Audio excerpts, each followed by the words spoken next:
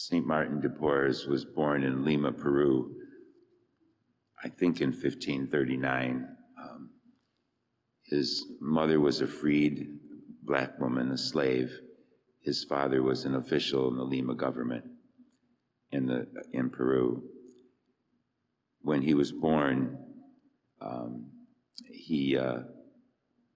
his father didn't accept him because his skin was very dark like his mother. But after 8 years, he finally did accept him. And then also a sister was born during that time. Eventually, the father abandoned them altogether, and the mother, in her poverty, did the best she could to raise her children. From a very young age, Martin could have been very bitter because of his poverty and because of his illegitimate birth and so forth. Yet, even as a young child, he was very concerned about the poor and those in need and those who were sick. As he grew up, I think at the age of 12, his mother had him trained to be a barber so that he could cut hair, and also a surgeon. A surgeon at that time was one, barbers did it. They would bleed people. They believed at the time that many illnesses could be cured by just letting out some blood, and Martin was trained to do that. He also was trained to cure wounds and kind of almost like a nurse, was able to dispense medicines. And he spent all of his time dealing with the sick, regardless of race, regardless of religion, regardless of whether they were poor or wealthy. He would reach out and help people, to feed them, to clothe them, whatever it took. He spent long hours at night in prayer.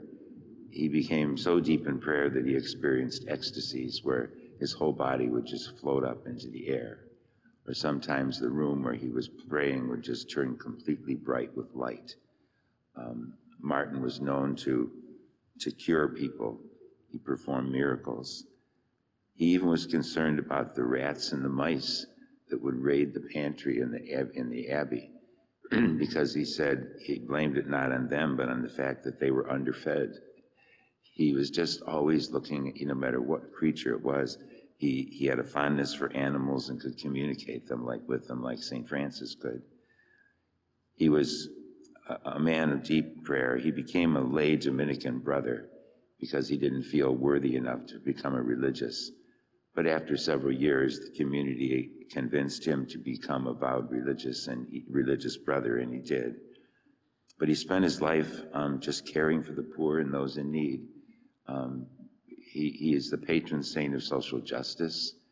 He's the patron saint of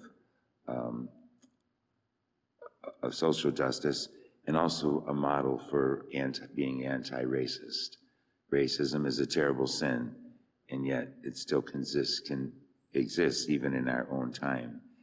God loves every single human being that he created, and Martin saw that. So we celebrate his feast today, looking to his example. Even though in his poverty, he just did what he could for people and helped many. So let us do the same thing in our own lives. Jesus says that we should love God and our neighbor as ourselves in the gospel. And the more that we do that, the more like Christ we become. Let us stand and offer our prayers and petitions.